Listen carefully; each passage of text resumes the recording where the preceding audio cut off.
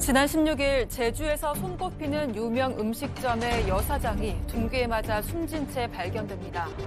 사회주범 김 씨를 움직인 건 바로 피해자와 금전 문제로 얽혀있던 박 씨였는데요. 그는 김 씨 부부에게 2억 원의 채무를 갚아주겠다며 끌어들였고 세 사람은 완전 범죄를 꿈꾸기 시작했습니다. 고의로 교통사고를 내 다치게 하려거나 귀가하는 피해자를 폭행하려 했던 건데요. 하지만 6번의 시도가 모두 실패로 끝나자 박 씨는 아예 죽어도 좋다는 지시를 내리기에 이릅니다. 그렇게 이들은 7번째 범행을 끝으로 행적을 지워나갔지만 견고한 수사망에 꼬리가 잡히고 맙니다. 오늘은 유명 음식점 대표 살해 사건의 숨겨진 전말을 추적해봅니다. 자, 어제 제주 경찰이 이 제주 식당 대표 청부 살인 사건 수사 결과를 사실상 발표를 했습니다. 자, 일단 먼저 개요부터 정리하고 가죠. 네, 일단 사건은 지난 16일에 제주시 오라동에 있는 피해자의 자택에서 발생을 했습니다. 이 피해자 같은 경우에는 제주에서 유명 음식점을 운영하고 있는 대표인데요. 이 주범인 김 씨가 피해자가 일을 하러 나간 사이에 미리 알고 있던 비밀번호를 누르고 집에 침입해 있었습니다. 그랬다가 이 피해자가 귀가했을 때 살해한 뒤에 도주를 한 건데요. 이 과정에서 이 평소 피해자와 알고 지내던 박 씨의 이름이 나왔습니다. 이 박 씨가 피해자를 손 봐줘라, 들어눕게 해라 라면서 이 김 씨에게 금품을 건넨 것으로 알려지고 있습니다. 범행 후에 김 씨는 하천에 피해자의 휴대전화를 던져버렸고요. 또 택시를 타고 미리 챙겨온 옷을 갈아입기도 했습니다. 그렇게 수사에 혼선을 준 뒤에 아내의 도움을 받아서 배편으로 도주를 했는데요. 이후에 경찰에 긴급 체포됐습니다. 박 변호사님, 네. 정말 많은 걸 약속했습니다. 만약에 너의 그 범행이 성공하면 정말 많은 걸 주겠다. 네. 박모 씨입니다. 박모 씨하고 피해자는 2018년부터 좀 관계가 있었고요. 이 두 사람이 좀 사이가 틀어졌는데 돈을 빌리고도 변제를 하지 않아서 아마 이거에 대해서 앙심을 품고 있었던 걸로 보입니다. 그래서 이 박 씨가 이 김 씨 부부한테 이 사주를 하는 거죠. 사주를 하면서 최초는 2천만 원을 뭐 보수로 받고 했다고 하는데 그건 아니었고요. 더 많습니다. 예. 지금 착수금은 3,500만 원으로 늘어났고요. 성공을 만약 하게 되면 2억 원을 주겠다라고 얘기를 하면서 당시 이제 이 두 사람 빚이 많았는데 그 2억 원을 빚을 갚아주겠다 대신 그렇게 얘기를 하고 식당을 이제 분점할 수 있는 운영권도 준다고 하고 또 피해자 명의의 아파트가 있는데 이걸 주겠다라고 여러 가지 어떤 대가를 준다고 약속을 하고 청부를 했던 것입니다. 피해자가 제주 유명 식당 갈치구이 전문점 대표입니다. 그거에 만약에 너희들이 그 살인을 성공하면 그 갈치구이 전문점에 분점을 내게 해주겠다. 그리고 뭐 돈도 주겠다. 별의별 약속을 다 해준 거예요. 자, 양 변호사님, 저런 약속을 하니 정말 이게 성공할 때까지 몇 번의 시도를 하지 않습니까? 그러니까 알려진 건 결과는 한 번이었는데 그게 실제로 실행에 옮겨지기까지 무려 6번의 실패가 그 앞에 있었던 겁니다. 이 셋이 범행을 공모한 게 지난 7월부터였다는 겁니다. 처음에는 박 씨가 피해자하고 잘 아는 사이니까 박 씨가 이런 식으로 김 씨에게 지시를 했다는 걸 내가 피해자를 차에 태우고 갈 테니까 김 씨 당신이 와서 조수석 쪽을 들이받아라. 그러면 이제 피해자가 다칠 테니까 라고 했는데 그때 뭐 CCTV도 많고 속도 제한되어 있고 그래서 실제로 실행에 옮기지 못했는데 그 사이에 저 사람들끼리 주고받은 메시지가 야 이게 속도 제한 50km라 크게 안 다칠 것 같아. 차가 고급차니까 와서 세게 들이받아야 돼. 이런 얘기를 나눴고 3번 정도는 정말로 실행에 옮기려고 했지만 실패를 했다라는 겁니다. 그리고 지난달에는요 그냥 안 되겠으니까 귀갓길에 무조건 폭행하자 이랬는데 마침 순찰차가 지나가는 바람에 범행에 실패를 했고요. 점점 수위가 강해지다가 결국 살해를 하게 이른 겁니다. 자, 교수님. 일단 저 사람들의 주장은 자기들이 이제 6번, 7번의 시도를 거치면서 점점 이 수위가 올라갔다라고 저자들은 주장을 하고 있습니다만, 자, 아까 말씀드렸다시피 피해자 명의의 아파트를 너희한테 주겠다. 음식점, 분점을 내게 해주겠다.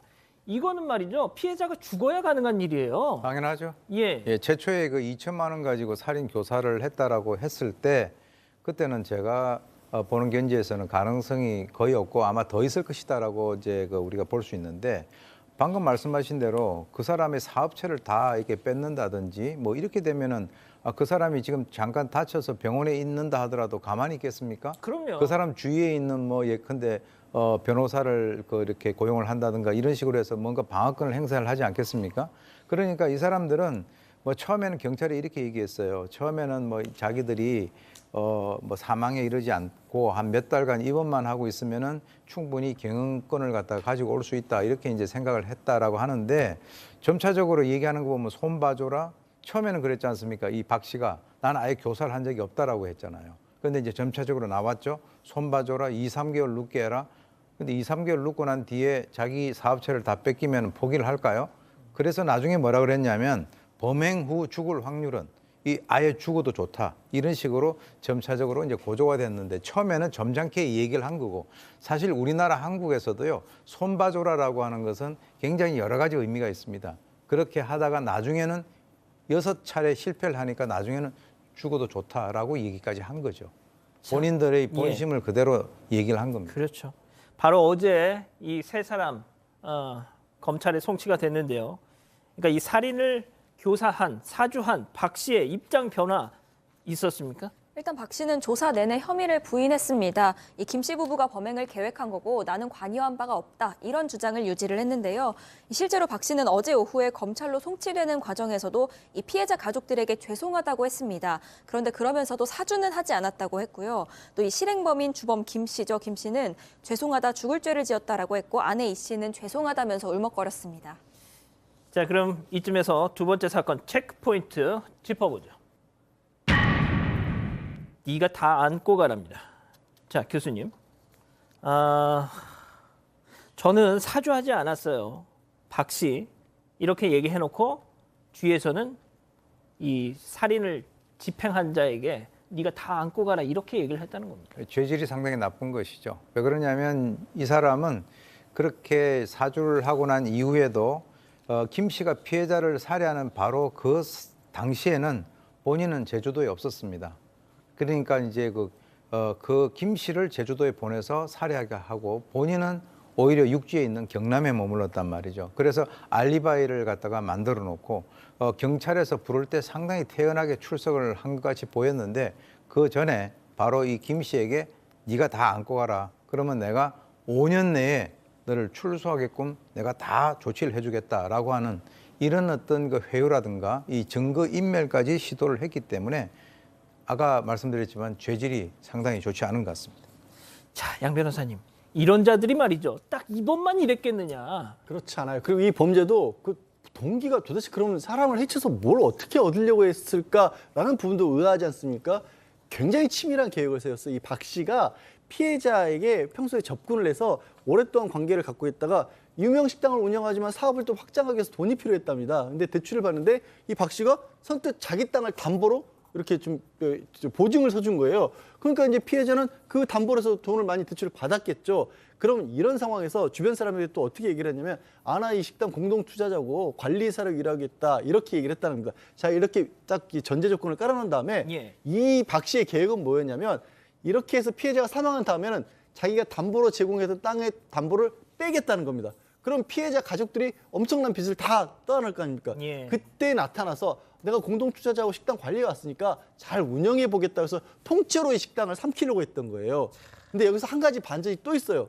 제가 그 담보로 자기 땅을 해줬다고 했지 않습니까? 제공을 했다고. 그 담보로 제공했던 땅도 불법적으로 취득했다고 합니다. 자, 우리 가족 여러분들은 이 제주 식당 대표 살인 사건의 주범들의 모습을 보면서 앞서 연쇄 살인마로 거의 확실시 되는 이기영의 모습은 공개를 했으면서 왜 저자들의 얼굴은 저렇게 블러를 쳤느냐 궁금해하실 겁니다. 이유가 있죠. 며칠 전에 제주경찰청에서 신상공개 심의위 열어서 이건 비공개 결정을 했습니다. 공공의 이익이 없다 공개해서라고 했었죠. 자, 제주지방경찰청 이상률 청장님 진짜 제가 좀 부탁드리겠습니다. 신상공개 심의 지금이라도 다시 소집해서 재검토해 보시는 거 어때요? 자, 수사 결과 나왔다시피 7번의 시도 끝에 그 식당 대표를 살해했습니다. 대한민국에서 말이죠, 박 변호사님. 청부 살인이라는 게 이게 그냥 자고 일어나면 맨날 벌어지는 일입니까? 거의 일어나지 않고요. 지금 살인교사, 우리 청부 살인을 법적으로 살인교사라고 할 수 있는데 좀 더 나아가서 강도 살인에 가까워요.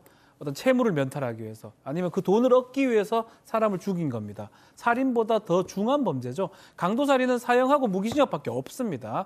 이런 상황이라면 사실은 이 세 사람 뭐 공범 내지 한 명은 교사 아니면 하여튼 세 명 다 거의 같이 처벌을 받아야 될 상황인데 세 명 다 얼굴을 공개할 필요도 있고요.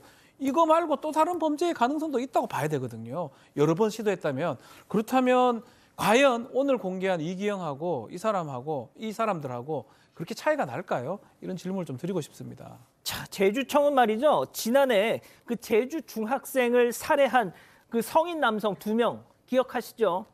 처음에 신상공개위원회를 아예 열 생각도 없습니다. 열지 않겠다고 했습니다. 자, 그런데 사건 반장을 위시해서 모든 언론이 지금 장난하냐 하면서 막 퍼부어대니까 부랴부랴 그때 신상공개위원회를 소집해가지고 공개를 했습니다. 성인 남성 2명 공개했습니다. 이게 도대체 무슨 원칙이냐고요, 이게. 예? 자, 그리고 자, 이기영 앞서 말씀드린 대로 택시기사 살해 피의자 이기영의 가족들의 2차 피해, 그 이기영의 가족들의 인권은 그냥 무시해도 되고 이 사람들의 가족들의 인권은 지켜줘야 되겠다는 또 그 기준 원칙은 누가 만든 원칙입니까 도대체? 예? 지금이라도 말이죠. 제주지방경찰청 이상률 청장님 다시 한번 신상공개위원회 재소집해서요. 지금이라도 한번 재고해 주십시오. 아직 안 끝났습니다. 이거 눌러주세요.